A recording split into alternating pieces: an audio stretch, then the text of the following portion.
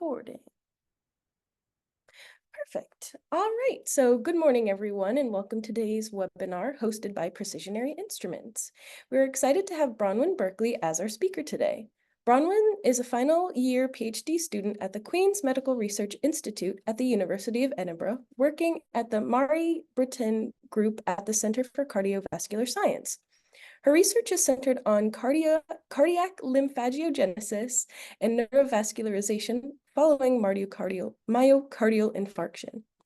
Bronwyn's scientific endeavors aim to uncover the fundamental mechanisms of tissue repair and pathology post-myocardial infarction, with the goal of identifying potential therapeutic options to prevent the progression of heart failure.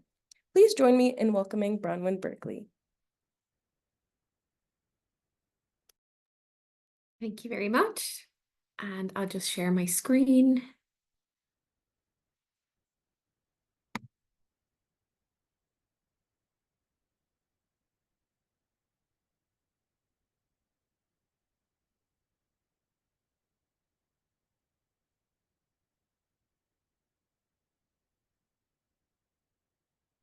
Can everyone see that okay? Yes. Okay, perfect. Thank you very much for the kind introduction. And I'll just give a little brief background about myself. So I originally started off my science journey in Dublin, which is where I'm from in Ireland, where I did a degree in human genetics. And I then went on to work in the beginnings of a spin-out company looking to do liquid biopsies in prostate cancer patients. I then made my way to the UK and I did a master's in cardiovascular science at University College London. And I'm currently now in Edinburgh during the final stages of my PhD with the British Heart Foundation joint master's and PhD program here at the University of Edinburgh. And the goal of the Brittan Group is to essentially understand the innate regenerative capacity within the heart after injury. And the members within our group use multimodal omics to dissect these mechanisms and with the hopes to identify any promising targets which might benefit for therapeutic intervention. And some of the projects which are ongoing by other group members are the transcriptomic landscape of aortic stenosis, and analysing the redeployment of genes which are active during the regenerative window within the adult heart after myocardial infarction, and also looking at the contribution of activated platelets to the pathological progression of heart failure with preserved ejection fraction. So my project focuses on myocardial infarction, but what is that? So it's essentially induced by narrowing or occlusion of these coronary arteries by atherosclerosis, or also by thrombi, and this can cause blockage of flow to the heart, a massive loss of cardiomyocytes, and deposition of fibrotic material to form a scar in this region, and it is also accompanied by a heightened inflammatory response. And within the UK, one person is admitted to hospital with myocardial infarction every 5 minutes, so it's a very acute problem within the healthcare setting. And currently survival rates are much higher. In the 1960s, about 7 out of 10 patients who had a myocardial infarction, that was fatal for them, whereas currently now the survival rate is flipped. So 7 out of 10 patients survive myocardial infarction. And this then results in a large cohort of patients which can potentially go on to develop heart failure. So we're looking at this regenerative capacity, which is innate within the heart, to try and identify what's going on in this situation and how we might apply this to prevent those patients progressing to heart failure. So we know that... This is all complete. That's from... Sorry? Okay, sorry, I'll just continue. We're looking at the regenerative capacity within the heart. So in neonatal mice, during days 1 to 7 after birth, they can completely functionally recover from an induced surgical myocardial infarction. And within the adult mouse, this will result in chronic remodeling, similar to what we see in the adult human heart. And in the human context, we're not quite sure how these pathways might apply, but there is a case report of a newborn infant who had a myocardial infarction just after birth, and it showed complete functional recovery at 1 year after birth. So potentially there are these regenerative mechanisms that are also applicable in the human context. And looking at the histopathology of this disease, very early after injury, you get these wavy, stretched cardiomyocytes at the site of injury, which then is also a site for necrotic coagulation. You then develop later a significant neutrophil infiltration and accumulation of this necrotic coagulation as well.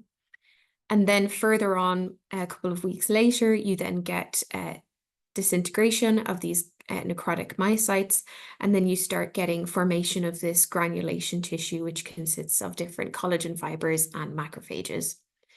And then at the more chronic stages, you then get fibrotic scar formation, which is very collagen rich.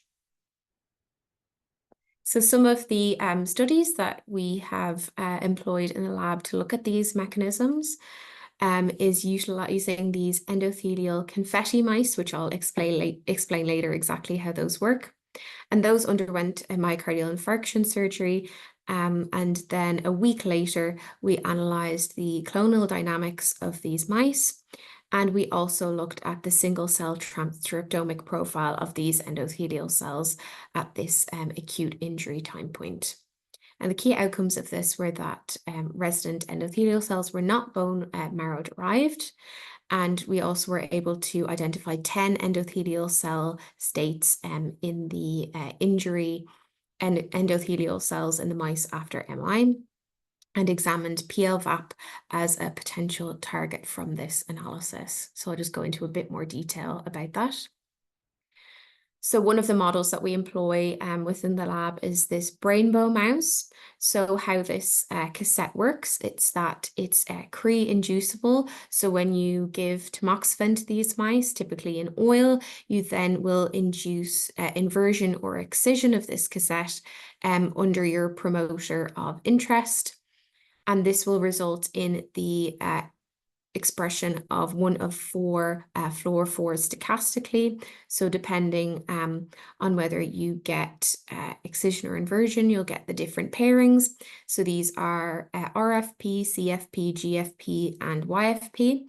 And then how we classify a clone within this lineage tracing system is just having greater than 2 cells which are adjacent to each other, which have the same fluorophore, because daughter cells will inherit the same fluorophore from the mother cell.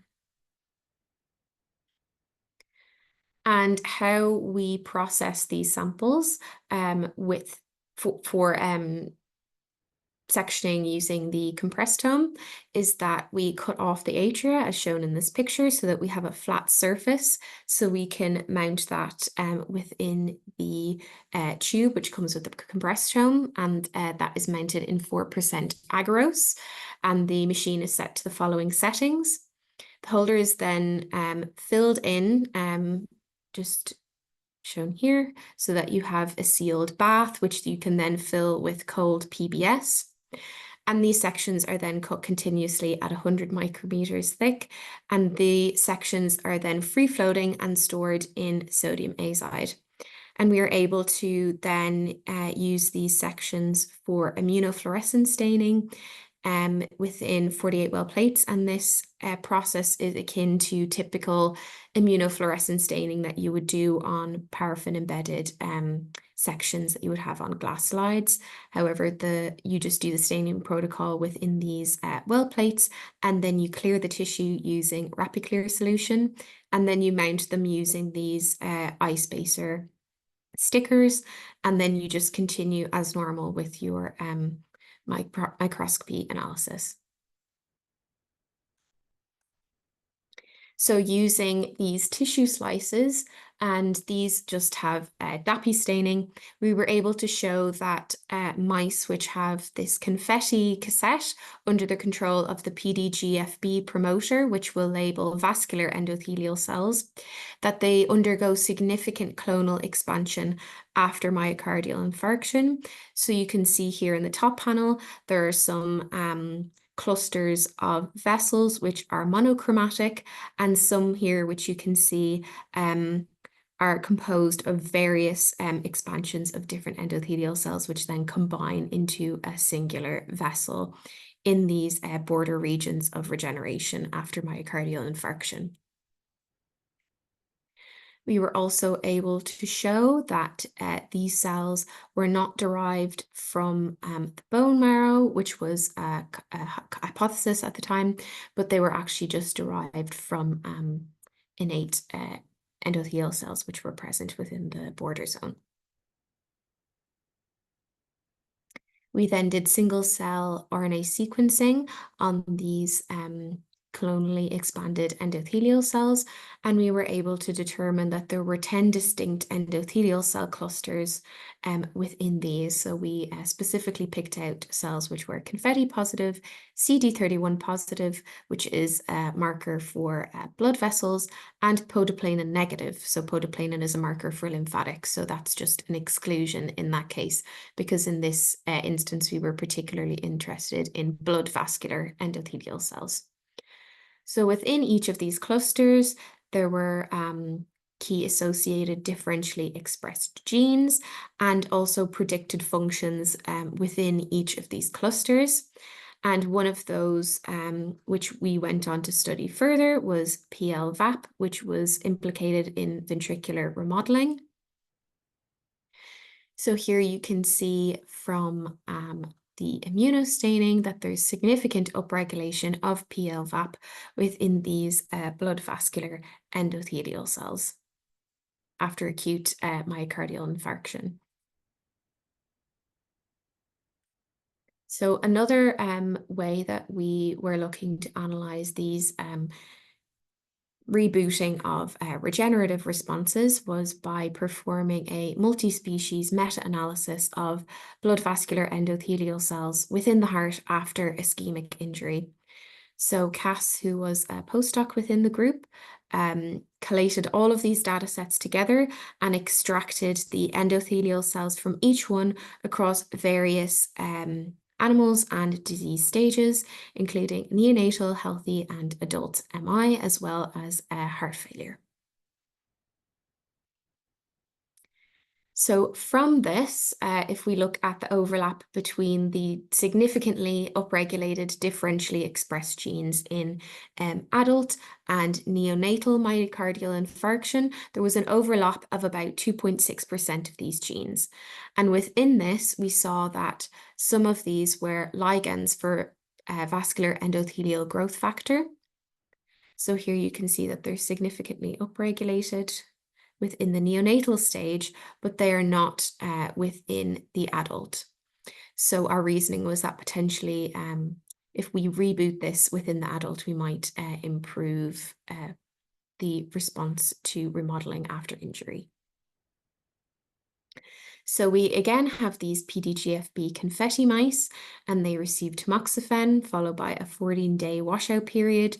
They then underwent ligation surgery to induce myocardial infarction.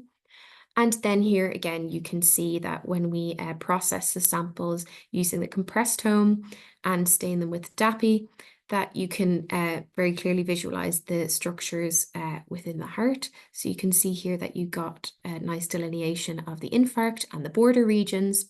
And you can see that there's a massive expansion of these vessels with VEGF-C treatment after myocardial infarction compared to the control instance.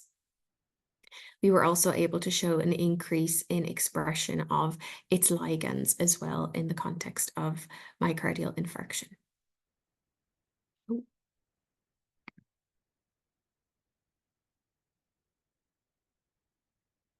And here as well, you can also use these thick myocardial slices to take 3D videos of the staining. So here you can see the massive vascular expansion that you get within the border region of the myocardial infarction at 7 weeks post-injury.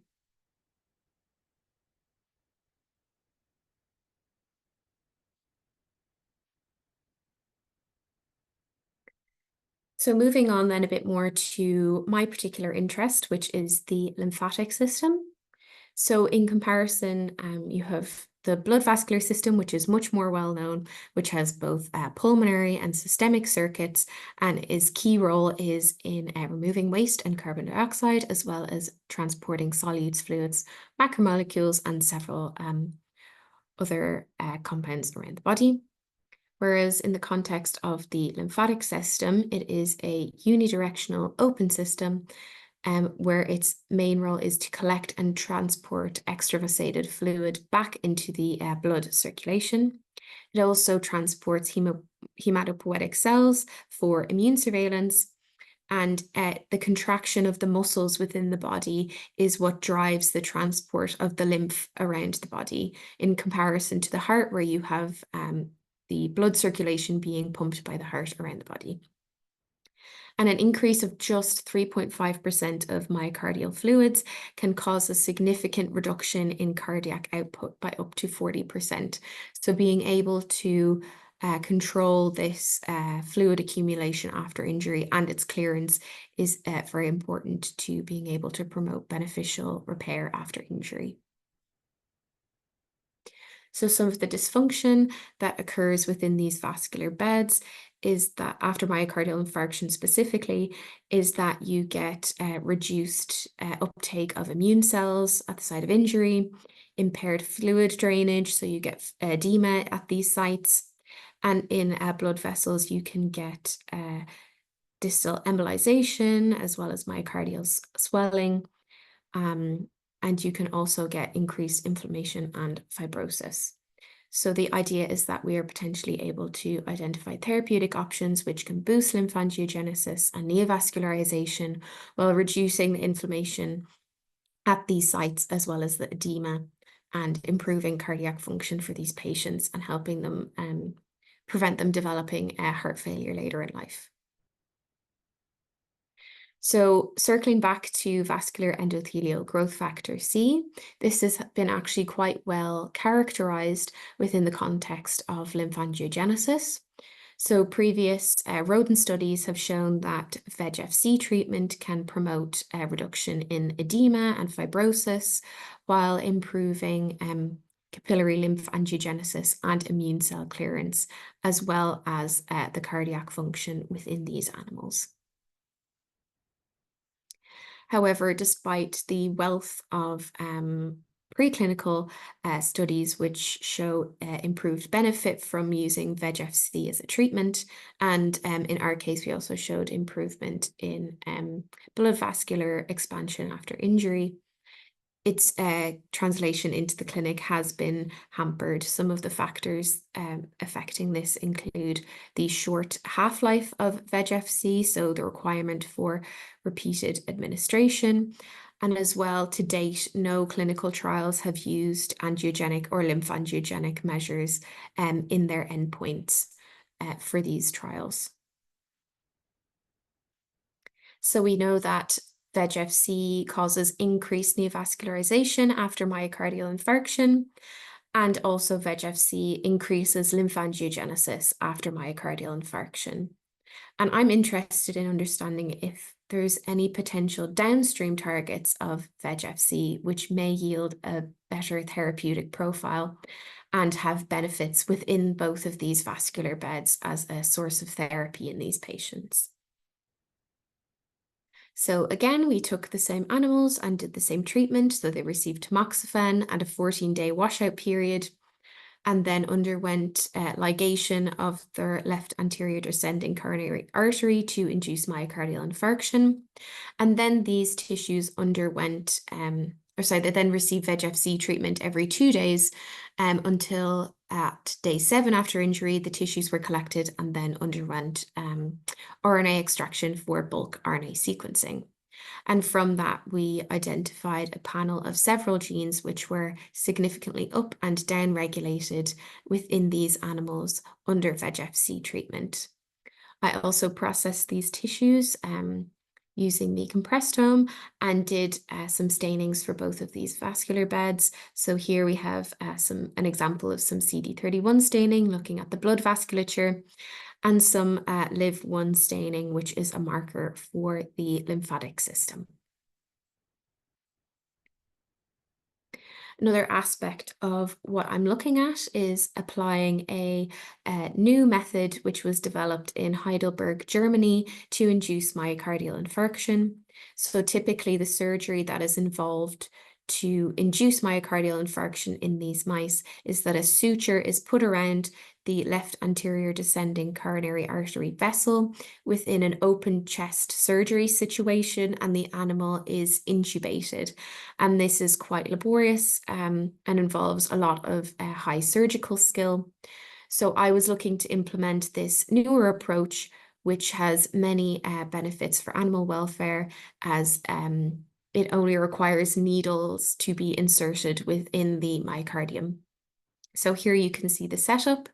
As in a typical situation where a mouse would undergo ultrasound scanning, the mouse is anesthetized and positioned on a stage, and the ultrasound probe is positioned, and then you can visualize the ventricle on the ultrasound monitor. So the system which induces the myocardial infarction is this high-frequency electrosurgical station, which has here a neutral electrode which is applied to the mouse's abdomen, and then a micromanipulator stand which is attached to this needle electrode to complete the circuit. And it is at this point at the end of the needle where you get ablation of the tissue and essentially coagulate the vessel at this site. So here you scan the mouse from the valve to the apex and identify the region of the vessel which you want to occlude. You then insert the needle at this site, and then you insert the needle directly into the vessel. And you can confirm this by looking down towards the apex, and you'll see a lack of movement within the heart. You then induce high frequency electricity to be pulsed through the end of this needle, and it will then occlude the vessel, and then you will remove the needle, and then you get a myocardial infarction that way. So here you can see an example from this original paper where you get tissue death directly after injury, and you can also see at a more chronic stage that you get the classic fibrotic scar that you get with the typical surgical intervention. So here is that in video form. So you can locate the LAD and its typical Doppler flow wave shape. You can then insert the needle over the vessel and then occlude it. And as you remove the needle, you can see here that there is a lack of blood flow now at this point, which you would have seen over here. And then you can see directly afterwards, you have a lack of contraction within the heart. And here then you can see at different phases after injury, as it progresses, you get this flattening here, so a lack of movement of the left ventricular wall, and you get this dilatation within the left ventricle.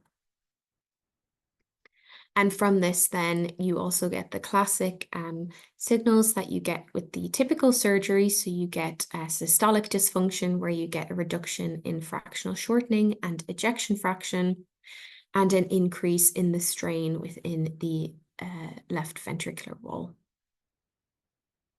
So I'm then going to process these tissues in the same way to look at the lymphatic and blood vasculature using the Compresstome. So finally, I was able to show that VEGF-C ligands are increased in the regenerative phase post-MI, but not within the adult. that lymphatic and blood vascular densities increase with VEGF-C treatment following myocardial infarction in the adult mice, and that genes activated or downregulated downstream of VEGF-C signaling were identified, and these are undergoing further validations to assess their suitability for future therapeutic interventions. I've also implemented an ultrasound-guided myocardial infarction model and shown that this induces systolic dysfunction.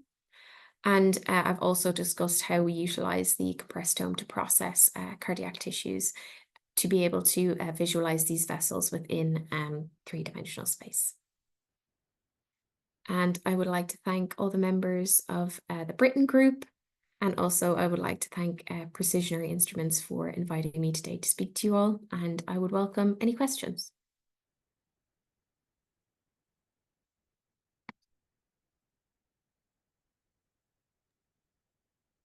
If anyone has any questions that they would prefer for me to read out, you can definitely put that in the chat. We'll give it a few minutes.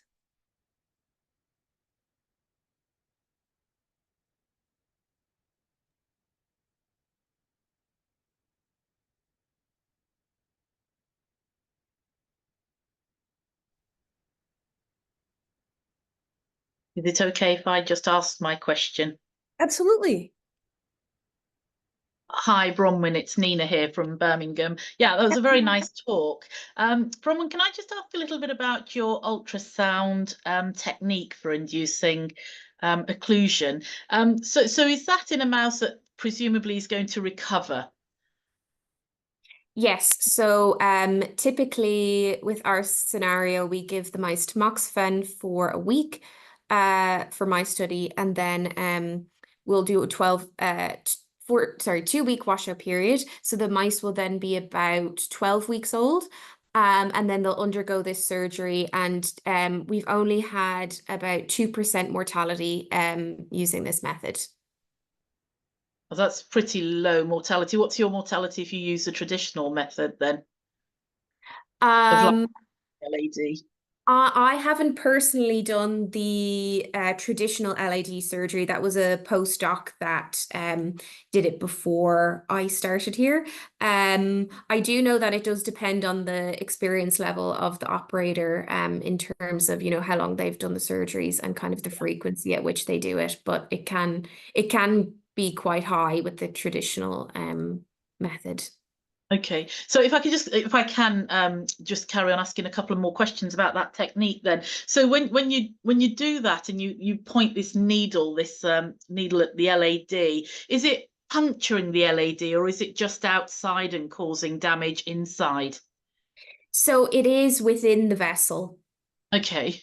Yeah, so typically this needle, so the doctor who developed this technique in Germany, so he's kind of co-opted some medical equipment. So typically these needles are used in brain surgeries. So it's just the end of the needle that is unisolated. So you get quite precise accuracy with it. So it is, you just put the tip of the needle you want to be blocking the vessel. And then as you're removing it, you continue to apply pulses of electricity as you're removing the needle from the myocardium.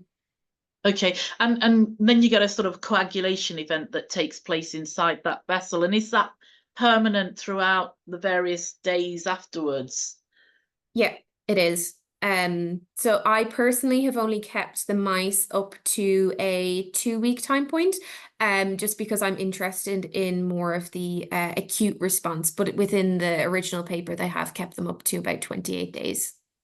And oh gosh, so for 28 days, you've got this coagulation inside that blood vessel permanently. So essentially, it sort of burns the area very specifically and causes that coagulation. Yeah. So it is blocked. And you can see from the Doppler flow as well that it's completely stopped. And even, you know, for sure that you're on the vessel because before you've even applied electricity, if you look towards the apex, you'll get a lack of movement and you'll see that lack of flow. And I would say if you're interested in looking into the model further or bringing it into your institution, I'd look at speaking to Adrian Thompson within our imaging department, or Florian Sicklinger himself, who came up with the method. Yeah.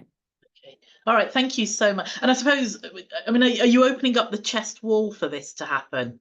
No, So you insert the needle directly through. Yeah. So you do need to use tweezers to get it through the skin, because you get a bit of resistance because it's quite elastic. But once you get the needle through the skin, it will just go straight through the chest wall, and you'll get no resistance from that unless you hit a rib. But you can see that on the ultrasound.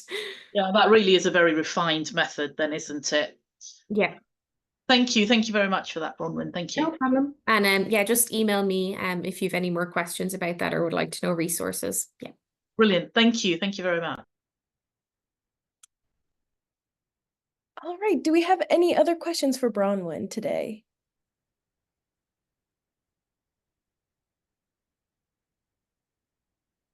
Okay, if anyone does have any questions after this, they can definitely email us or Bronwyn directly. Thank you so much again, Bronwyn, for your presentation. And we'll be able to have this recording up if anyone wants to rewatch this as well. Thank you. Thank you. Thank you very much. I've just put my email in the chat in case anyone wants that. Perfect.